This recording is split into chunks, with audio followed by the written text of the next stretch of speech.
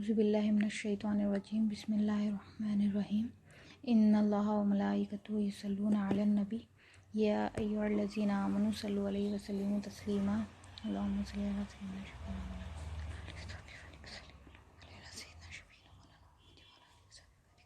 اللہم صل علی سیدنا شفیعنا مولانا محمد وعلی آلہ وصحبہ وبارک وسلم۔ اللہ تعالیٰ کا بے انتہا فضل و کرم ہے کہ اس نے ہمیں نبی کریم صلی اللہ علیہ وسلم کی امت میں پیدا فرمایا اور ہمیں پیدا ہونے کا فخر عظیم عنایت فرمایا۔ الحمدللہ یہ فخر اشک انبیاء نکلا۔ مزید برائے کرم ہوا کہ اللہ تعالیٰ نے ہمیں قرآن جیسی نعمت سے وابستہ فرمایا اور علم دین کو سمجھنے کی توفیق دی۔ تو آج خبر سیریز لیکچر 7 انشاءاللہ آج ایمان کے بارے میں سمجھتے ہیں۔ ہم نے حدیث جبرائیل سے دیکھا تھا کہ دین اللہ کی مرضی ہے، اور اللہ کی مرضی کیا ہے؟ اسلام، ایمان، احسان۔ تو لاسٹ لیکچر میں ہم نے سمجھا اسلام کیا ہے۔ اسلام کے معنی اپنے آپ کو اللہ کے سپرد کر دینا، یعنی جو اللہ تعالیٰ نے حکم دیا اس میں بلا چونچرا اپنی گردن خم کر دینا۔ تو جو اللہ تعالیٰ نے حکم دیا اسے مان لینا۔ اب ایمان کے بارے میں سمجھتے ہیں۔ تو ایمان کے معنی اولیاء اللہ فرماتے ہیں جاننا۔ تو ایمان کو جاننے کے 2 شرطیں ہیں، زبان سے اقرار کرنا اور دل سے تصدیق کرنا۔ تو ایمان کو لانے کے لیے یہ 2 چیزیں ضروری ہیں، اور جب کسی چیز کو ہمیں جاننا ہوتا تو اس کا علم آنا پڑتا۔ تو اسی طرح سے اللہ تعالیٰ کو جاننے کے لیے بھی علم کو سمجھنا پڑتا۔ جیسا فار ایگزامپل چھوٹے بچے کو الفابیٹ سکھاتے ہیں، لائک کیسا پروناؤنس کرنا، آئیڈینٹیفیکیشن کیسا کرنا، اس کی جانتا پن سکھاتے ہیں اس کا، تو جب جا کے اس کو الفابیٹس آتے۔ اسی طرح سے ایمان لانے کے بھی ایسی سٹیپس ہیں۔ تو ہمیں پہلے سمجھنا ہے، تو جیسا زبان سے اقرار کرنا، پھر دل سے تصدیق کرنا، مطلب صرف بولنا نہیں ہوتا، سمجھ کر بولنا پڑتا۔ تو جب علم آتا ہے تو بندہ سمجھ کر اللہ تعالیٰ کو پکارتا ہے۔ تو اللہ تعالیٰ کو جاننے کے لیے رسول اللہ صلی اللہ علیہ وسلم کا دامن ضروری ہے۔ تو پہلے رسول اللہ صلی اللہ علیہ وسلم کے دامن کو تھامنا پڑتا، اور رسول اللہ صلی اللہ علیہ وسلم کا دامن کہاں ملتا؟ اولیاء اللہ کے پاس ملتا۔ تو جب علم ملتا تو جب ہم جان سکتے، اور جب رسول اللہ صلی اللہ علیہ وسلم کے سب قریب ہو جائیں گے ہم، علم حاصل ہوگا تو پھر جانتا پن حاصل ہوگا، تو پھر اللہ تعالیٰ پر ایمان لانے کا حق ادا ہو جاتا۔ تو نبی کریم صلی اللہ علیہ وسلم کے وارثین کے پاس جانا اور علم حاصل کرنا، اور جو ایمان لاتا ہے اور اللہ تعالیٰ کی پہچان حاصل کرتا ہے، تو اللہ تعالیٰ نے توریت میں امت محمدیہ جو اللہ تعالیٰ کو پہچانے ان کے فضائل بیان کرتے ہیں۔ تو جب موسیٰ علیہ السلام کوہ طور پر جاتے ہیں توریت لینے کے لیے، تو جب توریت لینے گئے تو موسیٰ علیہ السلام جب توریت کھولے اور جب پہلی تختی کھولے تو اس میں امت محمدیہ کے فضائل بیان ہو رہے تھے۔ دوسری، تیسری، چوتھی، ایسی پورے 70 تختیوں پر اللہ تعالیٰ نے امت محمدیہ کے فضائل بیان کرے۔ تو معمولی جو لوگوں کے بارے میں نہیں، جو اللہ تعالیٰ کو پہچانے جانے، جیسے صحابہ کرام، اہل بیت، ان کے بارے میں۔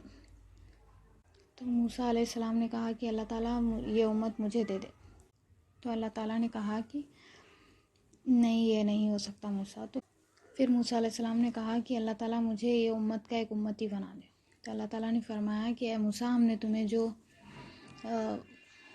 کلیم بنایا ہے، نبی بنایا ہے، تو ہم جو تمہیں عطا کیے اس سے خوش رہو۔ اور تو اللہ تعالیٰ اس میں جو جانتے اللہ تعالیٰ کو، جس نے اللہ تعالیٰ کا جانتا پن حاصل کیا، اللہ تعالیٰ کو پہچانا، ان کے فضائل بیان کرے۔ تو کسی بھی چیز کو جاننے کے لیے ایک پروسیس ہوتا ہے۔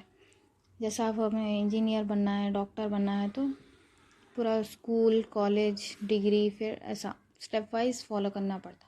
تو اسی طرح سے ایمان لانے کے لیے بھی اسٹیپس ہے۔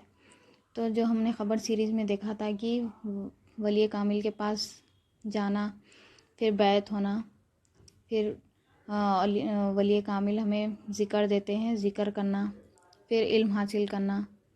علم اور ذکر یہ دونوں حاصل کرتے رہے تو انشاءاللہ اللہ تعالیٰ کی پہچان حاصل ہوتی. تو جب اللہ تعالیٰ کی پہچان حاصل ہوتی تو ہم اللہ تعالیٰ کو جان کے پکار سکتے اور یہ کام میں لگ جانا.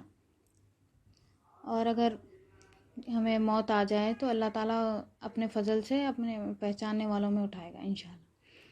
تو اللہ تعالیٰ کو جاننے کے لیے نبی کریم صلی اللہ علیہ وسلم کا دامن ضروری ہے. تو نبی کریم صلی اللہ علیہ وسلم کا دامن تھامنا، یہ نبی کریم صلی اللہ علیہ وسلم کے وارثین کے پاس ملے گا. اور جب ہم جان کے عمل کریں گے، قرآن پڑھیں گے تو اس کا فائدہ ہوگا.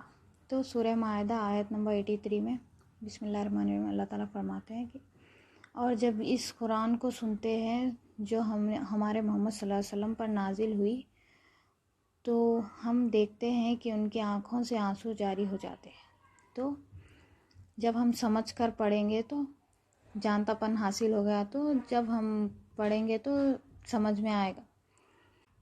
تو جب حق بات سمجھ میں آتی اور وہ کہتے ہیں اے پروردگار ہم ایمان لائے تو ہم کو بھی انہی لوگوں کے ساتھ رکھ اور لکھ لے جو تیری سچائی کی گواہی دینے والے ہیں. تو جب ہمارے اندر ایمان آتا ہے تو ایک کیفیت آتی ہے، تو ہم کو بھی ایمان لانا چاہیے اور زبان سے اقرار کرنا اور دل سے تصدیق کرنا. ایک واقعے سے سمجھتے ہیں. جب غزوہ حنین کے وقت نبی کریم صلی اللہ علیہ وسلم کو پتہ چلا کہ کفار مسلمانوں پر حملہ کرنے والے ہیں تو نبی کریم صلی اللہ علیہ وسلم نے 12,000 کا لشکر جمع کیا. تو وہ سب میں بڑا لشکر تھا. تو کچھ لوگوں نے کہا کہ اسلام کا یہ سب سے بڑا لشکر ہے تو ہم اس بار تو ہم فتح کر کر آئیں گے. تو یہ نبی کریم صلی اللہ علیہ وسلم تک پہنچی بات. تو نبی کریم صلی اللہ علیہ وسلم کو بہت تکلیف ہوئی. تو وہ اسباب پر بھروسہ کر رہے تھے. تو نبی کریم صلی اللہ علیہ وسلم نے یہ ایک تربیت دے رہے ہیں کہ تو جو جانتے ہیں وہ اسباب پر بھروسہ نہیں کرتے، وہ اللہ تعالیٰ پر بھروسہ کرتے ہیں. جب ہم صحیح سے جان لیں گے تو اللہ تعالیٰ پر بھروسہ کرنا شروع کر دیں گے، اسباب پر بھروسہ نہیں کریں گے. تو ہمیں ایمان لانا ہے اور جب ہم جان لیتے ہیں کہ اللہ ہماری حاجت پوری کرنے والے ہیں تو جب اسباب پر بھروسہ نہیں کرتے تو جب جانتا پن آئے گا تو وہ ایمان کہلائے گا. اور اگر ہم اسباب پر بھروسہ کریں، مخلوق پر بھروسہ کریں تو کفر اور شرک کہلائے گا. تو ہمیں اسباب پر بھروسہ نہیں کرنا چاہیے، اللہ پر بھروسہ کرنا چاہیے. پھر جب نبی کریم صلی اللہ علیہ وسلم غزوہ حنین کے پاس پہنچے تو لشکر کو حکم دیا کہ آگے بڑھیں. تو جو کفار تھے وہ چھپے ہوئے تھے اور انہوں نے تیر برسانا شروع کر دیا. تو جو تھوڑے لوگ تھے انہوں بھاگنے لگے، مگر نبی کریم صلی اللہ علیہ وسلم لشکر میں سب میں پہلے تھے. تو نبی کریم صلی اللہ علیہ وسلم آگے بڑھنے لگے. تو پھر صحابہ نے آواز دی کہ نبی کے ساتھ ہو جاؤ. تو جب ہمیں پریشانی آتی ہے، کچھ تکلیف آتی ہے تو ہمیں نبی کریم صلی اللہ علیہ وسلم کے طرف رجوع ہونا چاہیے، تو ان کا دامن پکڑ لینا چاہیے. اور پھر نبی کریم صلی اللہ علیہ وسلم جب کفار گن پہنچے تو انہوں نے اپنے ہاتھ میں مٹی لی اور ان کی طرف پھینکا. تو وہاں جتنے موجود تھے کفار ان کی آنکھوں میں گئی وہ مٹی اور پھر مسلمانوں کی فتح ہوئی. پھر جنگ سے جب واپس آئے تو نبی کریم صلی اللہ علیہ وسلم نے جو مال غنیمت ملا تھا وہ تقسیم کرنے لگے. تو جو نئے مسلمان بنے تھے 2,000 تو نبی کریم صلی اللہ علیہ وسلم نے ان میں تقسیم کر دیا. تو جو مدینے سے آئے تھے اس میں سے کچھ لوگ انہوں نے کہا کہ خون اور پسینہ ہمارا، اور حضور صلی اللہ علیہ وسلم نے جو بھی مال غنیمت آیا تھا ان کو دے دیا. تو نبی کریم صلی اللہ علیہ وسلم نے سب کو جمع کیا اور پھر فرمایا کہ جب یہ لوگ اپنے گھر جائیں گے تو ان کے بیوی بچے جو بھی ہیں انہوں کہیں گے کہ کیا لائے، تو یہ اپنے مال غنیمت بتائیں گے. اور تم جو اب اپنے گھر جاؤ گے تو مجھے ساتھ پاؤ گے. ان کو تو مال غنیمت ملا ہے اور تمہیں میرا ساتھ ملا ہے.